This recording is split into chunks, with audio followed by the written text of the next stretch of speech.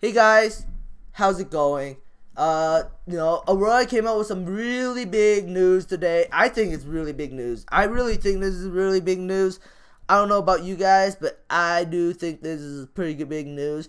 Aurora is able to produce about 4,000 kilograms of cannabis in Germany over the course of 4 years, and this is a minimum supply. So if you divide that, that's about 1,000 kilograms a year, minimum supply. So they could produce more. It could be 2,000 kilograms or 3,000 kilograms. Africa kind of got a constellation prize, but Aurora got the crown. They got the most supply agreements. Germany is basically giving Aurora.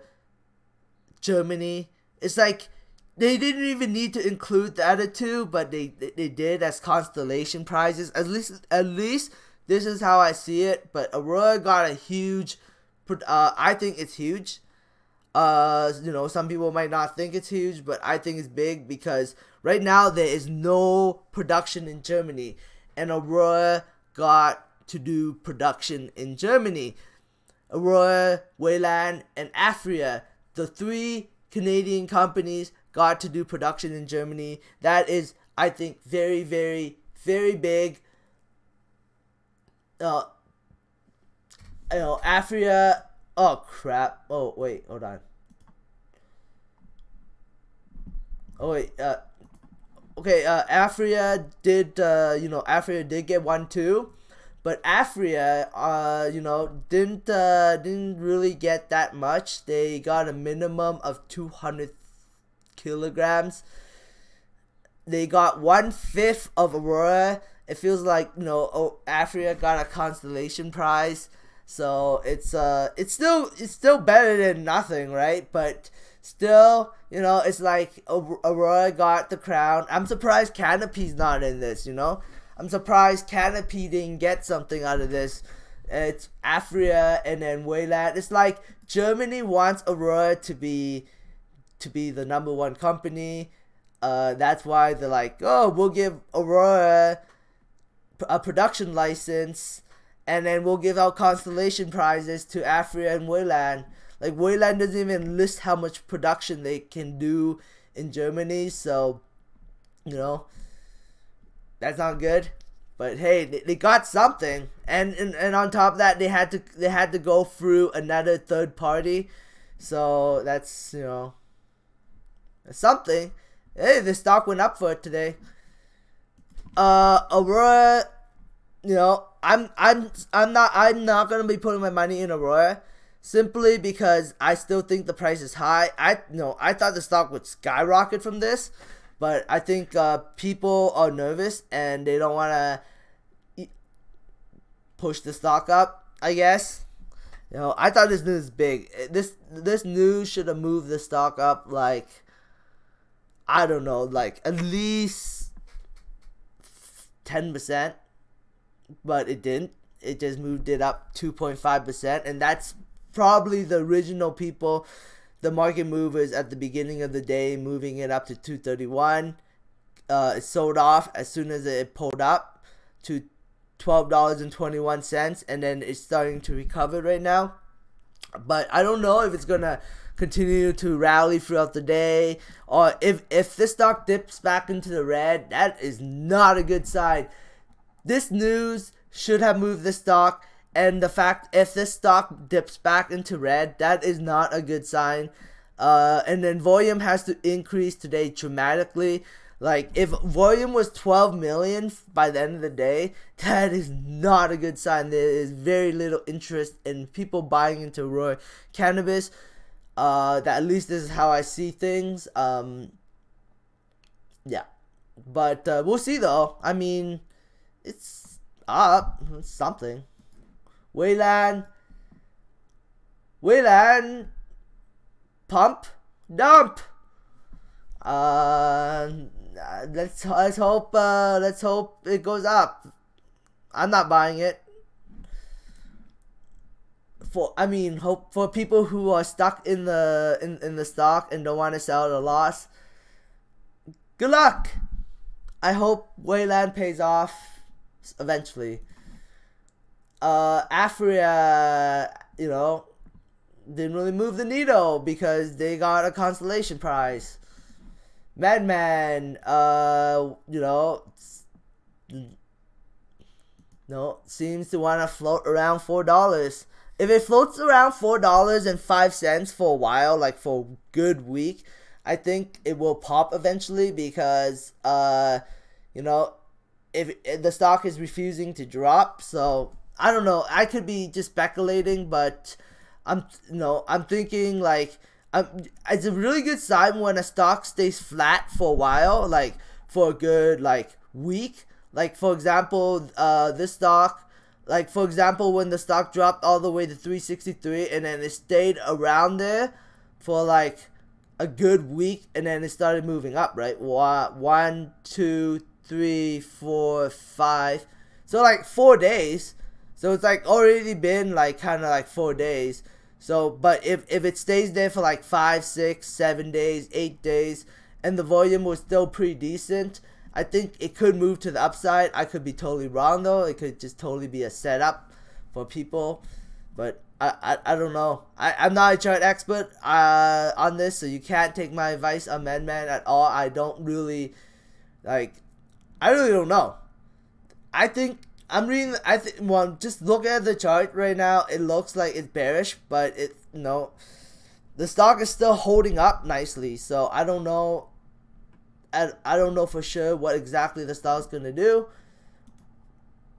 But I think eventually, like let's say in a month, maybe 2 months, I think it might go. I think in a month or 2 months it might move to the upside, but within the month, I'm thinking that there's a possibility for it to move to the downside. I would say I don't know. Short term, I think it's gonna move to the downside, but I could totally be wrong. Long term, I think it's gonna move to the upside. That's my prediction on Madman, and it's kind of that's my prediction. I back my prediction where my money is, so I'm hoping on Madman for the long term. I believe in the business, and if it goes down big time, to 365, I'm definitely gonna be picking up some more. But if it stays around here, then I'm just gonna leave it alone and just hope the company is executing on the business strategy and hope that one day the stock gets rewarded for developing an awesome business. Hopefully, but that's my gamble long term on Madman. That it succeeds. Short term, stock could dip to 365. If it does, I'll buy more. And if it goes to $3, I'll put a little bit more into it. But I'll cry about it when I do that. But that's my plan moving forward. Hits,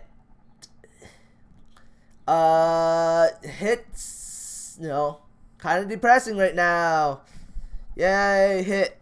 And the line for hit is about to enter into a downtrend, unless they have some big news in the pipeline that can change the direction of the stock, because people buy on news. So if High Tide has some amazing news in the pipeline, then it could reverse this stock. But right now the stock is entering into a downtrend, and I feel kind of shitty holding the stock.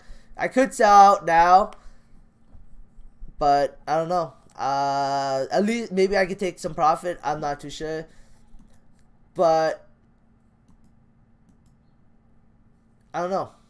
The more I think about the stock, the more I'm less bullish on it. I mean, I do think Aurora will take out this company, and I do think in the future, if Aurora does take out High Tide, I think Aurora's gonna pay way more than 50 cents.